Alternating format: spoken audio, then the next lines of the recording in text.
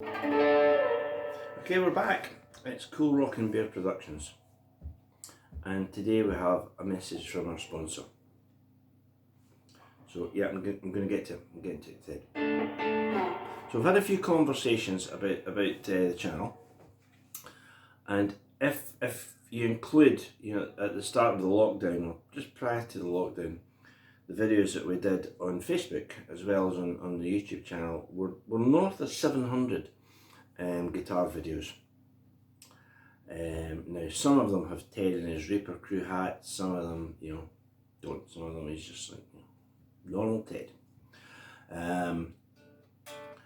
And one video is more popular by a chunk than the rest, and that is Mick Taylor's solo in Dead Flowers, which I'm sure.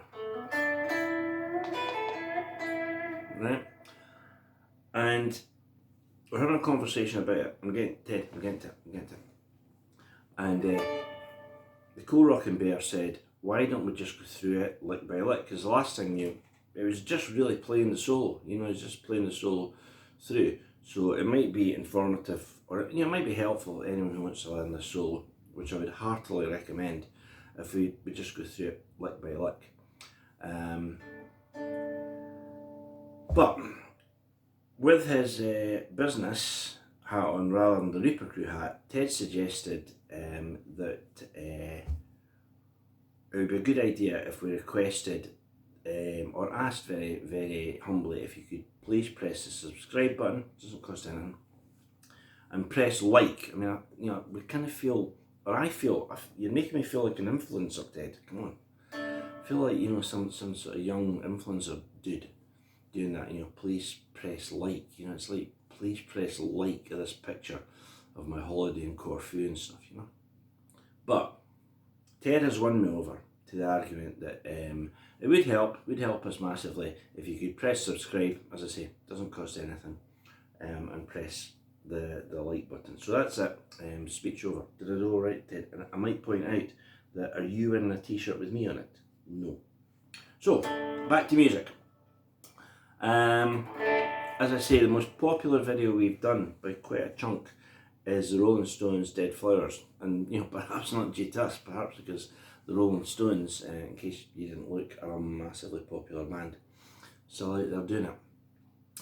And Dead Flowers, I think I said the last time, to me is kind of like the song that not just on its own, but it kind of kick-started the sort of country rock moves into rock movement, and the idea of all these kind of, like, so obviously you could say, well, what about Leonard Skinner and the Allmans, broadly speaking around the same era, and that's absolutely true, and all the country artists, Nitty Gritty Dirt Band, all this kind of stuff. But in a straight down the line rock setting in 70 to 71, personally I'd never heard a song like Mick's in Dead Flowers. Now, loads of interesting things to me. I hope you find these things interesting. When you see the Stones do it live, like at the Marquee, where Mick plays a different solo, but it's still fantastic, or Ladies and Gentlemen, the Rolling Stones, play your guitar, boy. Any of these versions of it, Mick Taylor does not play the original solo, he plays a version of it.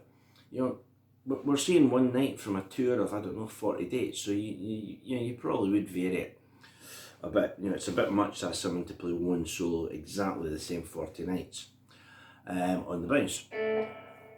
And one of the things that, this approach where we play one note against variable high notes, which is like a pedal steel approach.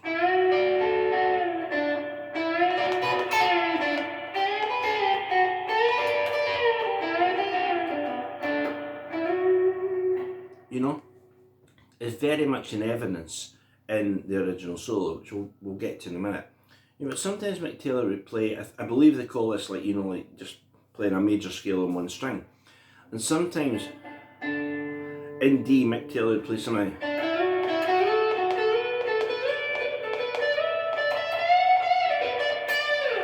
Right? Now that's the same as a 5-note scale. But you're playing on one string.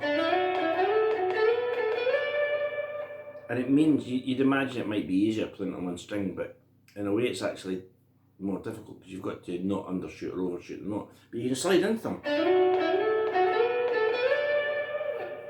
It does a similar sort of thing in some versions of the Tumbling Dice solo. So that's one approach. But the one that is just done to perfection on the studio Dead Flowers is this. You know, this kind of pseudo pedal steel approach. Now, a lot of times people have said to me, "What scale is that? What scale is that?" It's a, you know, it's a 5-note D major scale, isn't it? You know, it's like a, you know, a D minor 3 frets down. You know, but it's actually not, because it's got an extra note. It's got this G note. So instead of going, you'd have to go. There's a G note. And the G note really, really gives this solo its flavour, in my opinion, right? So, 1 minute countdown to actually play the solo. But some other interesting things, I hope, about the song. If you see the Stones do it live, you know, in the Marquee Show, or Ladies and Gentlemen, the Rolling Stones, one of the greatest concert films of all time, it sometimes has the feel that Keith starts the song off and everyone just joins in. By the time we get to G, everyone's in. Right? There's a line that Mick Taylor plays which is like this. And Mick plays. Now, if you're in a 1-guitar band, and both bands that I'm in are 2-guitar bands. But if you are, well, one was a 3-guitar band and one was a 2-guitar band. But if you play this song and you're on your own, you're the only guitar, there's a nice way that you can play that, and that would be this. So here's Keith. And when it goes to the G chord, play Mick Taylor's lick, but hit the G string with your thumb, and then play this. Still hit the G string with your thumb, but fret the A and the G string. So we get.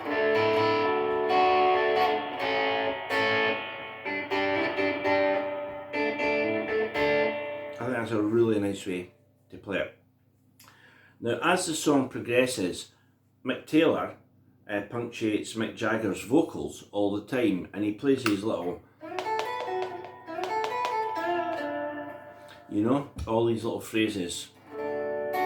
I'll be in my basement room with a needle and a spoon and another girl to take my pain away. You know, Mick Taylor plays all these kind of phrases. There's one, I mean, they're all great, but there's one which comes up in the solo again, and again we're coming off that, we're playing that G note, which is like, you know, it's like this lick, but on the top 2 strings. Now, if you didn't have that G note, this stuff would sound like this.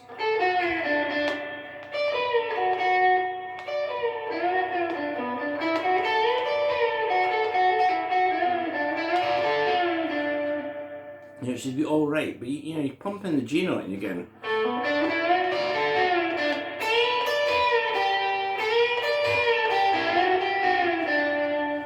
And to me, it just gives it a lot more flavour. Right? So, onto the solo. Take me down a little, Susie. Take me down. And I won't forget, that's quite a nice chord to put in Dead Flowers. It's almost a second cousin of the chord in Winter that Mick Taylor played. It's almost like that. But what happens is we go, and I won't forget, there's the A chord, but if you play it here, which is your A, C sharp, E, another E, and I won't forget to put roses on your G.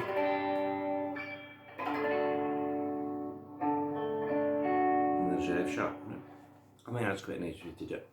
Another thing is when you have the two guitars going, as I say, we've got three in 10 years gone, and in Dog Day we don't do Dead Flowers, but in 10 years gone we do.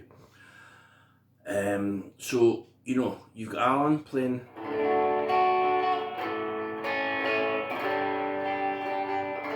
and you've got Emma playing,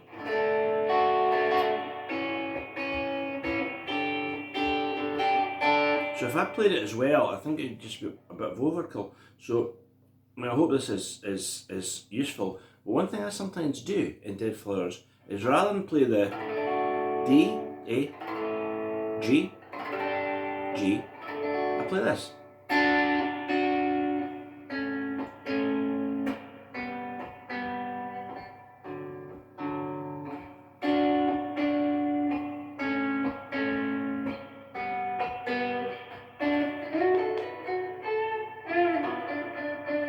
You know, so you can end with one of these Mick Taylor licks.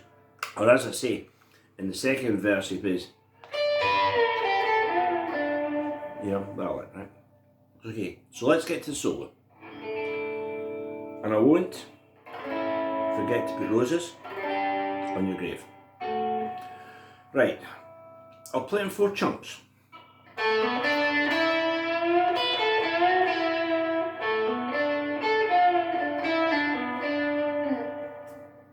That's the first, that's 25% of it, 1/4 of Mick's solo. And the beauty of this, like, I know it's a different style, but like, you know, Scott Gorham's solo in Waiting for an Alibi, is you could learn one phrase a night. You know, that'd be good. You just learn one lick every night. So I did. And, you know, over a few nights you'd get the whole solo. Or, you know, if you want, just learn the whole thing in one night. Just whatever, but you know, it doesn't have to be, you know, an endurance test to learn a solo. Just, you know, do it in bite-sized chunks. So, now,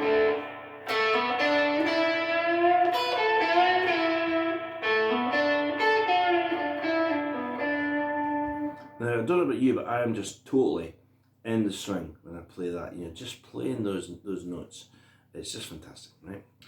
So we've got this lead in that'll keep on coming back. A, B, D. So that's like a and. That's our first phrase. Bend the E. Quite languid. Right, just hold it. Then go up to the B, down to the A, and let the E down. Same again.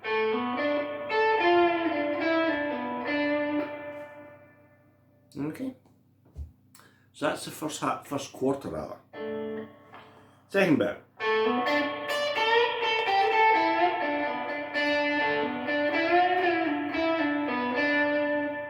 This is part 2.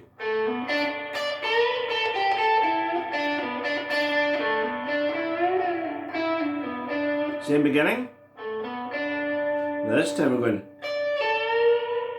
So we're playing the high D, then bending A. Oh, there's a G. And then A to B again. Okay. So far we've got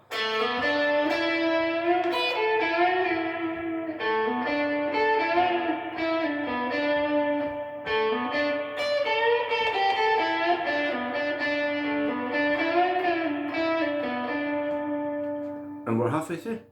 Stop for a mouthful of tea because we're halfway through. Next line. This again, this is a beauty.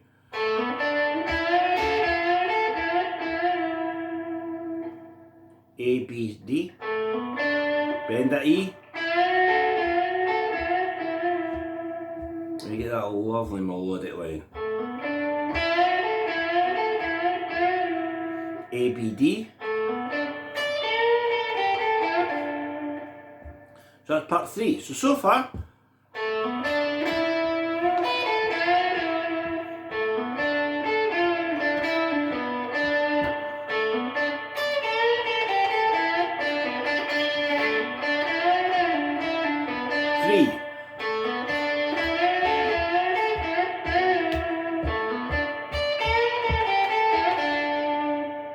So here comes part 4. Now part 3, as you saw, is and still is ABD, up to D, G. Now we go right back up to the high D here. So I'll play part 3 and then I'll try and say part 4.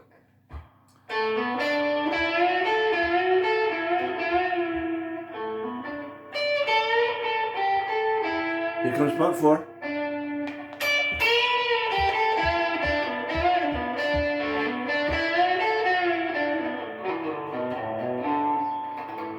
And we're out of it, right? So here's part 4.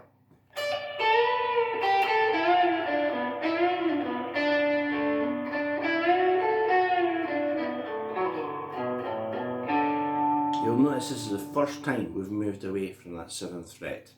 So after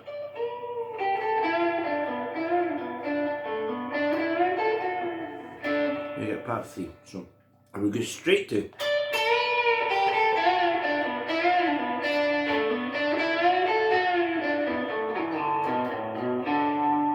so we go straight up to the D, bend the A, bend the E,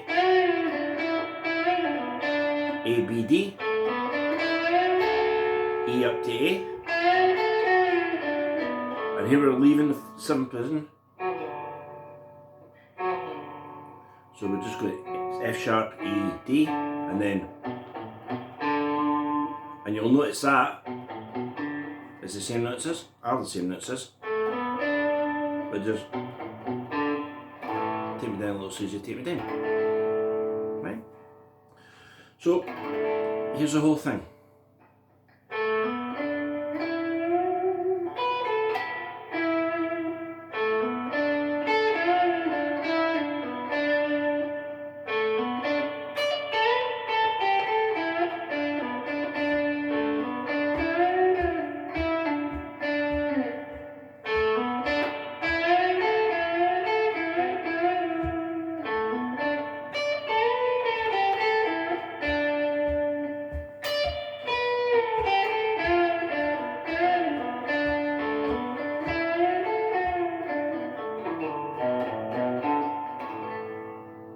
That's it. That's the whole thing. As I say, in 4 bite-sized chunks. Yeah, I'll say it one more time. So remember to press subscribe, press like if you like it. And that was one of my favourite solos of all time, Dead Flowers by the Rolling Stones. As I say that bit, some of Mick's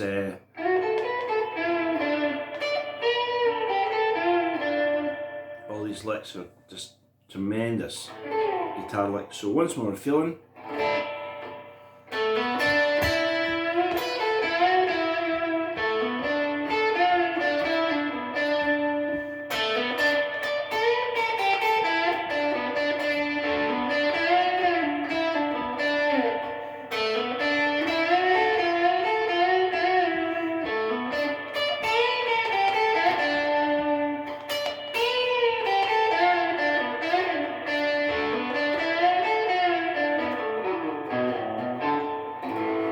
Take me down, little Susie. Take me and the bad bear down.